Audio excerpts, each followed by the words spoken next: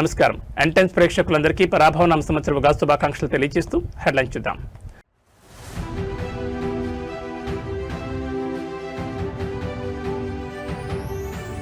తెలుగులో ప్రధాని మోడీ ఉగాది శుభాకాంక్షలు. కొత్త ఏడాదిలో కొత్త వెలుగులు నిండాలని విశేష్.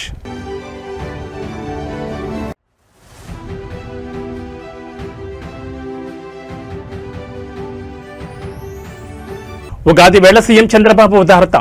సీఎంఆర్ఎఫ్ పై తొలి సంతకం.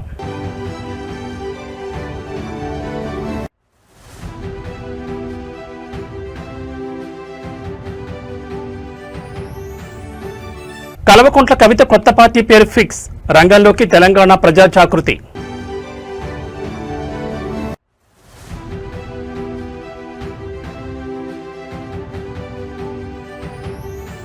ఏపీలో భారీ స్థాయిలో ఉద్యోగాల భర్తీకి శ్రీకారం. జాబ్ క్యాలెండర్ విడుదల చేసిన మంత్రి నారా లోకేష్.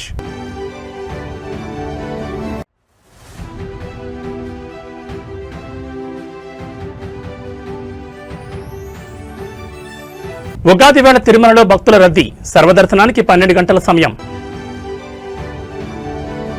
ఇక వివరాలు చూస్తే పండగను ఆనందంగా జరుపుకోండి అని ప్రధాని నరేంద్ర మోడీ తెలుగు ప్రజలకు ఉగాది శుభాకాంక్షలు తెలిపారు. గురువారం ఎక్స్ వేదికగా తెలుగులో ఆయన ఉగాది విషెస్ తెలిపారు. శుభప్రదమైన ఉగాది పండుగ సందర్భంగా ప్రతి ఒక్కరికి హృదయపూర్వక శుభాకాంక్షలు. సంప్రదాయాలతో ముడిపడి ఉండడంతో పాటు కొత్త శక్తికి ఆరంభాలకు ఉగాది పండుగ ప్రతీక. నూతన సంవత్సరానికి ఉగాది నాంది పలుకుతుంది.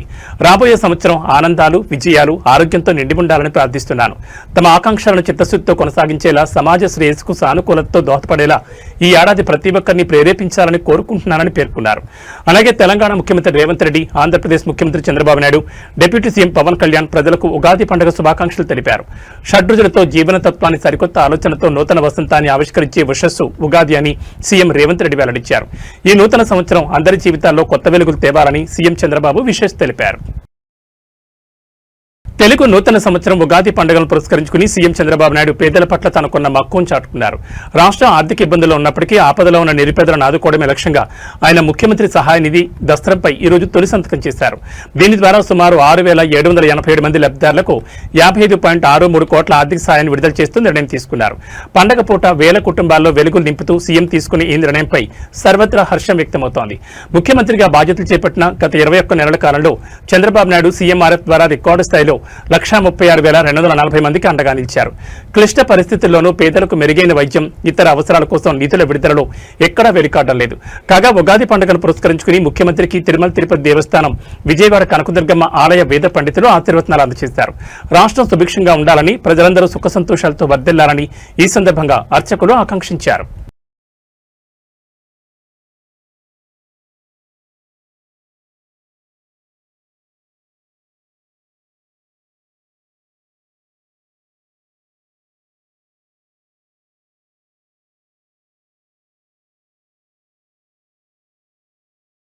ओम राजाधिराजाय प्रसज्ञसाहिने नमो वयं वै श्रवणाय कुर्महे समे कामान् कामकामाय मह्यं कामेश्वरो वै श्रवणो ददातु कुबेराय वै श्रवणाय महाराजाय नमः कैलाधिपये वदैव तन्नः वृषभाद्रीश्वर एव दैव तन्नः ऐशैलाधिपयेव दैव तन्नः भगवान् वेङ्कटेव दैव तन्नः श्री श्रीनिवासः परदैव तन्नः श्री श्रीनिवासः परमं धनन्नः श्री श्रीनिवासः कुलदैव तन्नः श्री श्रीनिवासः परमागतिर्नः भद्राब्जे भाग्यलक्ष्मीः कनकमले सर्वदा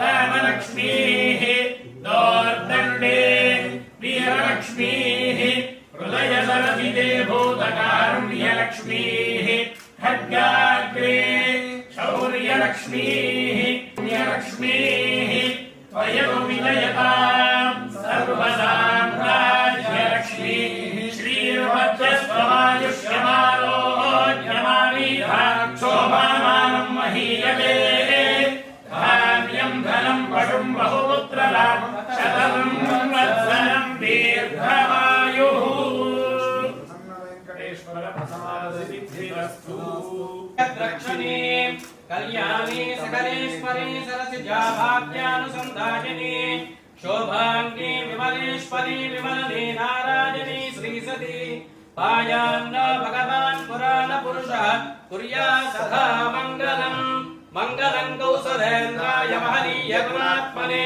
चक्रवर्ती तनूजाय सार्वभौमाय मंगलम श्री सीता लक्ष्मण समेत श्री कोदंडराम स्वामिनः संपूर्ण कृपा कटाक्ष फल सिद्धिरस्तु तदास्तु राजराष्ट्राभिवृद्धिरस्तु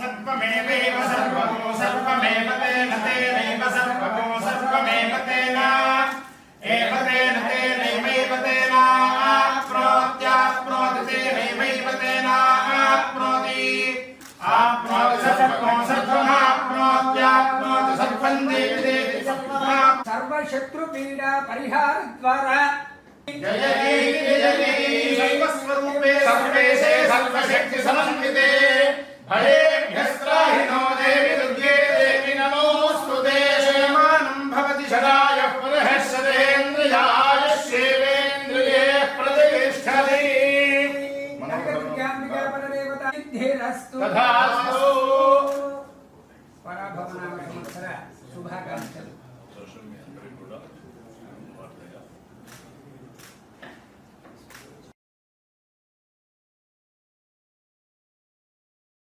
తెలంగాణ రాజకీయాల్లో కల్వకుంట్ల కవిత కొత్త పార్టీ పేరుపై క్లారిటీ వచ్చింది. తెలంగాణ ప్రజా జాగృతి పేరుతో కొత్త రాజకీయ పార్టీ పేరు రిజిస్ట్రేషన్ కోసం కవిత కేంద్ర ఎన్నికల సంఘానికి దరఖాస్తు చేసుకున్నారు.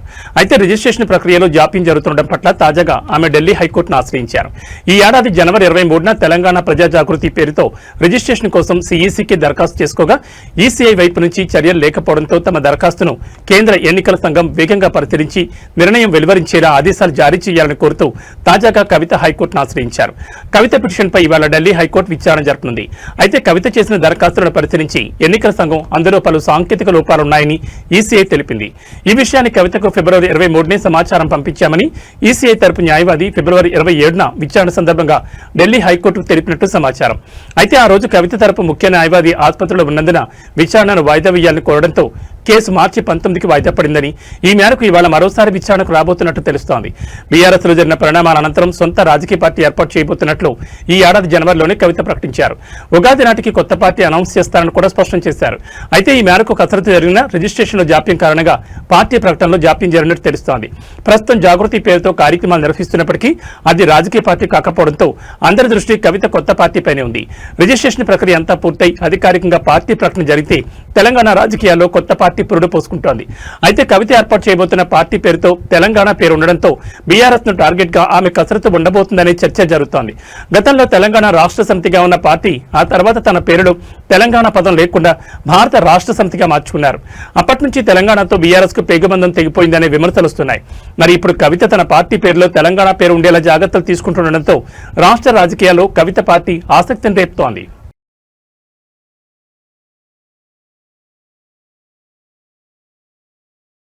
ఆంధ్రప్రదేశ్ యువతకు ఉగాది 2026 సందర్భంగా శుభవార్త అందిస్తూ రాష్ట్ర ప్రభుత్వం భారీ స్థాయిలో ఉద్యోగాల భర్తీకి శ్రీకారం చుట్టింది. విద్యా ఐటీ శాఖ మంత్రి నారా లోకేష్ జాబ్ క్యాలెండర్ విడుదల సందర్భంగా కీలక వ్యాఖ్యలు చేశారు. యువకాలం పాదయాత్రలో ఇచ్చిన హామీ మేరకు జాబ్ క్యాలెండర్ విడుదల చేయడం చాలా సంతోషంగా ఉందని తెలిపారు. ప్రజాప్రభుత్వంగా ఇచ్చిన మాట నిలబెట్టుకుంటున్నామని మంత్రి లోకేష్ పేర్కొన్నారు. రాష్ట్రంలోని వివిధ ప్రభుత్వ శాఖల్లో మొత్తం 10,060 ఉద్యోగాలను భర్తీ చేయనున్నట్లు మంత్రి నారా లోకేష్ ప్రకటించారు. ఈ నియామకాల కోసం నోటిఫికేషన్లు ఎప్పుడు విడుదలవుతాయో, ఎన్ని పోస్టులు భర్తీ చేస్తామో స్పష్టంగా జాబ్ క్యాలెండర్లో వెల్లడించామని తెలిపారు. నిర్ణయించిన షెడ్యూల్ ప్రకారం పరీక్షలు నిర్వహించి అన్ని పోస్టులను సమయానికి భర్తీ చేస్తామని హామీ ఇచ్చారు. అభ్యర్థులకు పారదర్శకత కల్పించేందుకు సిలబస్ ను కూడా ముందుగానే ప్రకటిస్తామని మంత్రి లోకేష్ వెల్లడించారు. ఉద్యోగార్థుల నైపుణ్యం పోర్టల్లో వన్ టైం రిజిస్ట్రేషన్ చేసుకుని అన్ని అప్డేట్స్ అలర్ట్స్ పొందొచ్చని మంత్రి లోకేష్ సూచించారు. దీంతో అభ్యర్థులు ఎటువంటి సమాచారాన్ని కోల్పోకుండా సకాలంలో సిద్ధం కావడానికి అవకాశం ఉంటుందన్నారు. ఇకపై ప్రతి సంవత్సరం ఉగాది సందర్భంగా ఉద్యోగాల ప్రకటన పండుగలు నిర్వహిస్తామని తెలిపారు. యువతకు ఉపాధి అవకాశాలు కల్పించడం ప్రభుత్వ ప్రధాన లక్ష్యమని స్పష్టం చేశారు. చివరిగా రాష్ట్రంలోని ఉద్యోగార్థులందరికీ ఉగాది శుభాకాంక్షలు తెలుపుతూ పోటీ పరీక్షలకు సిద్ధం కావాలని మంత్రి సూచించారు.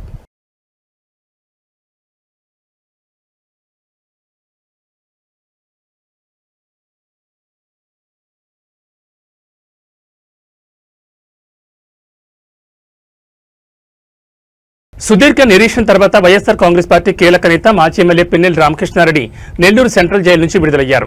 గత 98 రోజులుగా రిమాండ్లో ఉన్న ఆయనకు కోర్టు బెయిల్ మంజూరు చేయడంతో ఇవాళ జైలు నుంచి బయటకొచ్చారు. పిన్నెల్లి విడుదల సందర్భంగా నెల్లూరు సెంట్రల్ జైలు వద్ద పండగ వాతావరణం నెలకొంది. జైలు ముఖద్వారం వద్దకు భారీ సంఖ్యలో చేరుకున్న వైసీపీ నేతలు, కార్యకర్తలు మరియు ఆయన అనుచరులు పిన్నెల్లికి ఘనస్వాగతం పలికారు. గజమాలలతో పూల వర్షంతో తమ నాయకుడిపై అభిమానం చాటుకున్నారు. ముఖ్యంగా మాచర్ల నియోజకవర్గం నుండి పెద్ద ఎత్తున తరలివచ్చిన పార్టీ శ్రేణులు జై పిన్నెల్లి, జై జై పిన్నెల్లి అంటూ చేసిన నినాదాలతో జైలు పరిసర ప్రాంతాలు మారుమోగిపోయాయి. దాదాపు 3 నెలల విరామం తర్వాత తమ నాయకుడు బయటకు రావడంతో కార్యకర్తల్లో కొత్త ఉత్సాహం కనిపిస్తోంది.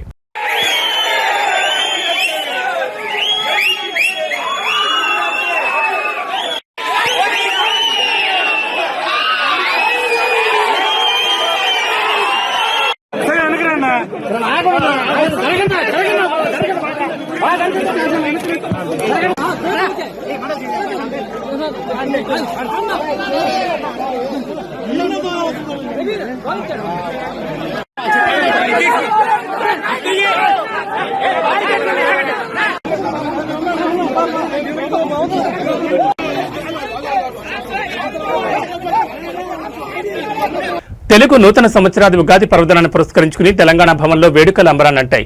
బీఆర్ఎస్ పార్టీ కార్యాలయంలో ఏర్పాటు చేసిన ఈ వేడుకల్లో పండగ కళ ఉట్టిపడింది.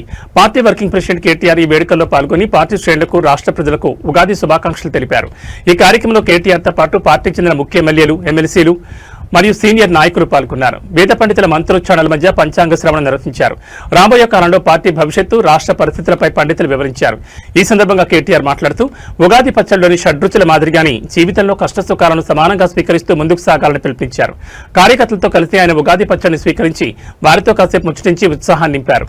తెలంగాణ భవన్కు భారీగా తరలివచ్చిన కార్యకర్తలతో ఆ ప్రాంతమంతా గులాబీమయంగా మారింది. రాజకీయాలకు అతీతంగా పండుగను జరుపుకోవడం విశేషం.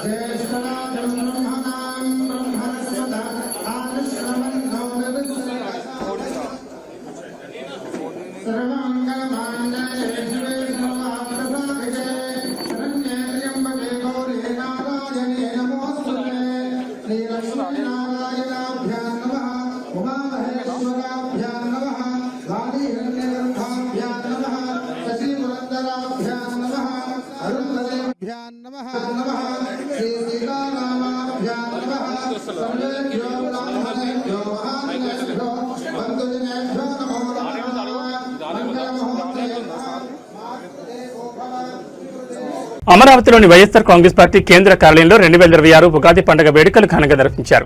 ఈ కార్యక్రమానికి పార్టీ అధినేత, మాజీ ముఖ్యమంత్రి వైఎస్ జగన్మోహన్ రెడ్డి తన సతీమణి వైఎస్ భారతి సమేతంగా హాజరై ప్రత్యేక ఆకర్షణగా నిలిచారు. ఉగాది వేడుకల సందర్భంగా జగన్ దంపతులు ప్రత్యేక పూజలు నిర్వహించారు. అనంతరం పంచాంగ శ్రవణం కార్యక్రమం జరిగింది. ప్రముఖ పండితుడు భాస్కర్ సుబ్రహ్మణ్య సిద్ధాంతి పరాభవనామ సంవత్సరానికి సంబంధించిన పంచాంగాన్ని వినిపించారు. ఈ సందర్భంగా ఆయన చేసిన వ్యాఖ్యలు పార్టీ నాయకులు ఉత్సాహాన్ని నింపాయి. పరాభవనామ సంవత్సరంలో వైసీపీకి అనుకూల ఫలితాలుంటాయని భాస్కర్ సుబ్రహ్మణ్య సిద్ధాంతి తెలిపారు. చిన్న ప్రయత్నం చేసినా పెద్ద ఫలితాలు సాధ్యమవుతాయని, ఈ సంవత్సరం పార్టీకి ఒక మంచి పునాది పడే అవకాశం ఉందని పేర్కొన్నారు. ఈ వ్యాఖ్యలు అక్కడున్న నాయకులు, కార్యకర్తల్లో నూతనోత్సాహాన్ని కలిగించాయి. కార్యక్రమం అనంతరం పండితులు జగన్, భారతీ దంపతులకు వేదాశీర్వచనం అందించారు. ఉగాది పండుగను పురస్కరించుకుని నిర్వహించిన ఈ వేడుకలు పార్టీ కార్యాలయంలో ఆధ్యాత్మిక వాతావరణాన్ని సృష్టించాయి. ఉగాది సందర్భంగా ఇక్కడున్న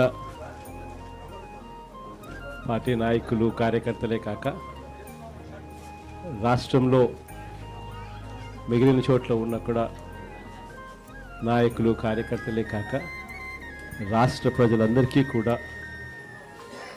తెలుగు వారందరికీ కూడా, ఎక్కడున్నా కూడా అందరికీ కూడా ఈ ఉగాది సందర్భంగా అందరికీ మనస్ఫూర్తిగా శుభాకాంక్షలు తెలియజేసుకుంటాను.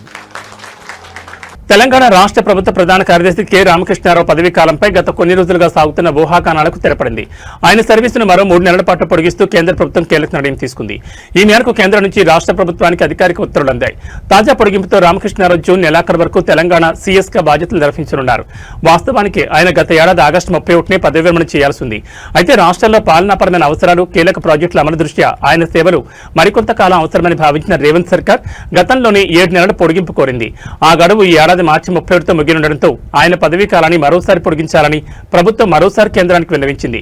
దీనిపై సానుకూలంగా స్పందించిన కేంద్రం మరో 3 నెలలు పొడిగించింది. రాష్ట్రాల్లో ప్రస్తుతం అనేక సంక్షేమ పథకాలు, ముఖ్యంగా రైతు భరోసా నిధుల విడుదల, ఆయిల్ ఫామ్ ఫ్యాక్టరీల ప్రారంభం వంటి కీలక ఘట్టాలు జరుగుతున్న తరుణంలో సీఎస్ మార్పు సరికాదని ప్రభుత్వం భావించినట్టు తెలుస్తోంది. రామకృష్ణారావుకున్న అనుభవం దృష్ట్యా ఆయన కొనసాగింపు ప్రభుత్వానికి పెద్ద ఊరటనిచ్చే అంశం. ఎన్టీఆర్ జిల్లా పెనుగంచిప్రోలు మండలంలో అకాల వర్షం పెను విషాదాన్ని నింపింది. నిన్న కురిసిన అకస్మాత్తు వర్షం భారీ గాలులకు వందలాది ఎకరాల్లో పంట నష్టం సంభవించింది. చేతికి అందాల్సిన పంట కళ్ల ముందే నేల పాలవడంతో అన్నదాతలు కన్నీరు మున్నీరవుతున్నారు. పెనుగంచిప్రోలు పరిసర ప్రాంతాల్లో గాలివాన బీభత్సం సృష్టించింది. ముఖ్యంగా వందలాది ఎకరాల్లో సాగు చేసిన అరటి, బొప్పాయి తోటలు పూర్తిగా నేల కురికాయి. చెట్లు విరిగిపడి కాయలు బురద పాలవడంతో కోలుకూరని దెబ్బ తగిలిందని రైతులు వాపోతున్నారు. అప్పులు తెచ్చి ఎంతో కష్టపడి సాగు చేసిన పంట కోతకొచ్చే సమయంలో ఇలా ప్రకృతి ప్రకోపానికి గురికావడంతో రైతులు దిక్కుతోచని స్థితిలో ఉన్నారు. ఎకరాకు లక్షలాది రూపాయలు పెట్టుబడి పెట్టామని, ఇప్పుడు తమను ప్రభుత్వమే ఆదుకోవాలని వారు డిమాండ్ చేస్తున్నారు. రెవెన్యూ అధికారులు వెంటనే స్పందించి పంట నష్టం అంచనా వేయాలని వేడుకుంటున్నారు.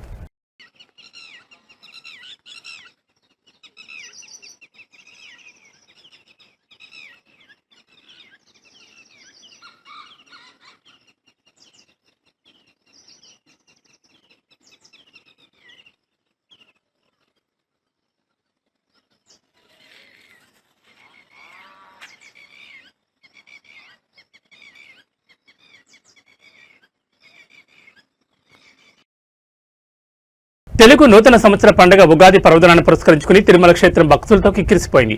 స్వామివారి దర్శనం కోసం వివిధ ప్రాంతాల నుంచి భక్తులు భారీగా తరలిరావడంతో తిరుగిరిలో కోలాహలం నెలకొంది. ప్రస్తుతం తిరుమలలో భక్తుల రద్దీ సాధారణం కంటే ఎక్కువగా ఉంది. టోకెన్ లేని భక్తులకు సర్వదర్శనం కోసం సుమారు 12 గంటల సమయం పడుతోంది. వైకుంఠం క్యూ కాంప్లెక్స్లోని 17 కంపార్ట్మెంట్లు భక్తులతో పూర్తిగా నిండిపోయాయి. క్యూ లైన్లో వేచి ఉన్న భక్తులకు టీటీడీ అధికారులు నిరంతరం అన్నప్రసాదాలు, పాలు, త్రాగునీరు అందిస్తున్నారు. బుధవారం నాటి స్వామివారి దర్శన మరియు ఆదాయ వివరాలను అధికారులు వెల్లడించారు. నిన్న ఒక్కరోజే 72,332 మంది భక్తులు శ్రీవారిని దర్శించుకున్నారు. భక్తులు స్వామివారికి మొక్కుల రూపంలో సమర్పించిన కానుకల ద్వారా హుండీ ఆదాయం 3.53 కోట్లు వచ్చినట్లు టీటీడీ తెలిపింది. మొక్కులు చెల్లించుకోవడానికి 21,852 మంది భక్తులు స్వామివారి తలనేలను సమర్పించారు. ఉగాది పర్వదిన సందర్భంగా ఆలయంలో ప్రత్యేక పూజలు, ఉగాది ఆస్థానం నిర్వహించనున్నారు. రద్దీ దృష్ట్యా భక్తులు సహనంతో వేచి ఉండాలని అధికారులు కోరుతున్నారు.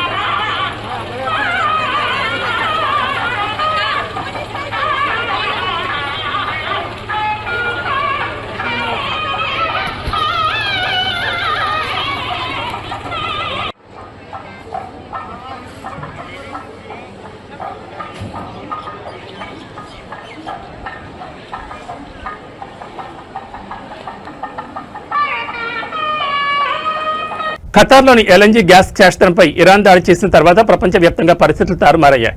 అంతర్జాతీయ మార్కెట్లతో పాటు దేశీయ మార్కెట్లు ఘోరంగా పతనమయ్యాయి. అంతేకాకుండా మరోసారి మధ్యప్రాచ్యంలో తీవ్ర ఉద్రిక్తతలు చోటు చేసుకున్నాయి. ఇలాంటి తరుణంలో బంగారం, వెండి ధరలపై తీవ్ర ప్రభావం పడుతుందని అంతా భావించారు. కానీ అందుకు భిన్నంగా ధరలు రివర్స్ అయ్యాయి. వెండి, బంగారం ధరలు దిగిరావడం మగువలకి ఇది శుభపరిణామంగానే చెప్పొచ్చు. అంతేకాదు పెళ్లిళ్ల సీజన్లో సామాన్యులకు భారీ ఊరటని చెప్పక తప్పదు. ఈ రోజు తులం బంగారంపై 2,780 రూపాయలు తగ్గగా కిలో వెండిపై 5,000 తగ్గింది. తులం గోల్డ్పై 2,780 తగ్గడం తగ్గడంతో బులియన్ మార్కెట్లో 24 క్యారెట్ల 10 గ్రాముల బంగారం ధర 1,54,640 దగ్గర ట్రేడ్ అవుతోంది. ఇక 22 క్యారెట్ల 10 గ్రాముల బంగారం ధర 2,550 రూపాయలు తగ్గడంతో 1,41,750 దగ్గర అమ్ముడవుతోంది. ఇక 18 క్యారెట్ల 10 గ్రాముల బంగారం ధరపై 2,090 రూపాయలు తగ్గడంతో 1,15,980 దగ్గర ట్రేడ్ అవుతోంది. ఈ రోజు సిల్వర్ ధర కూడా ఊరట కలిగించింది. ఈ రోజు కిలో వెండి ధరపై ఏకంగా 5,000 తగ్గడంతో బులియన్ మార్కెట్లో కిలో వెండి 2,60,60,000 దగ్గర అమ్ముడవుతోంది. హైదరాబాద్, చెన్నైలో మాత్రం కిలో వెండి ధర 2,65,000 దగ్గర ట్రేడ్ అవుతోంది. ఢిల్లీ, కోల్కతా, ముంబై, బెంగళూరులో మాత్రం కిలో వెండి ధర 2,60,60,000 దగ్గర అమ్ముడవుతోంది. అంతర్జాతీయ రాజకీయ పరిణామాలు భారతీయ స్టాక్ మార్కెట్ను కుదిపేస్తున్నాయి. ఇరాన్, ఇజ్రాయెల్ మధ్య రాజుకున్న యుద్ధ జ్వాలలు, అమెరికా జోక్యం, చమురు ధరల పెరుగుదల వంటి అంశాలు ఇన్వెస్టర్లకు కొంపముంచాయి. ఇవాళ ట్రేడింగ్ ప్రారంభం కావడమే భారీ నష్టాలతో మొదలైంది. ఇరాన్ చమురు కేంద్రాలపై దాడులు మార్కెట్ను మరింత భయపెట్టాయి. బ్రెంట్ క్రూడ్ ఆయిల్ ధర ఒక్కసారిగా $110 మార్కును దాటింది. భారత్ తన చమురు అవసరాల కోసం దిగుమతులపై ఆధారపడుతోంది. ధరల పెరుగుదల ఆర్థిక వ్యవస్థపై భారం చూపుతోంది. యుద్ధం కారణంగా రూపాయి విలువ చారిత్రాత్మక కనిష్ట స్థాయికి పడిపోయింది. ఇది దిగుమతులను మరింత ప్రియం చేస్తూ ద్రవ్యోల్బణానికి దారితీసే అవకాశాన్ని చూపుతోంది. మరోవైపు అమెరికా, జపాన్ మార్కెట్లు భారీగా నష్టపోవడంతో భారతీయ మార్కెట్లలో కూడా అమ్మకాల ఒత్తిడి పెరిగింది. దీంతో కొన్ని గంటల్లో ఇన్వెస్టర్ల సంపద దాదాపు 8 లక్షల కోట్ల ఆవిరైపోయింది. బ్యాంకింగ్, ఆటోమొబైల్, కన్జ్యూమర్ సెక్టర్ షేర్లు తీవ్రంగా దెబ్బతిన్నాయి. కేవలం డిఫెన్స్, ఆయిల్, ఎక్స్ప్లోరేషన్ షేర్లు మాత్రమే స్వల్పంగా నిలదొక్కున్నాయి. ఇవి బులెటిన్ విశేషాలు. మరో బులెటిన్లో మళ్ళీ కలుసుకుందాం. నమస్కారం.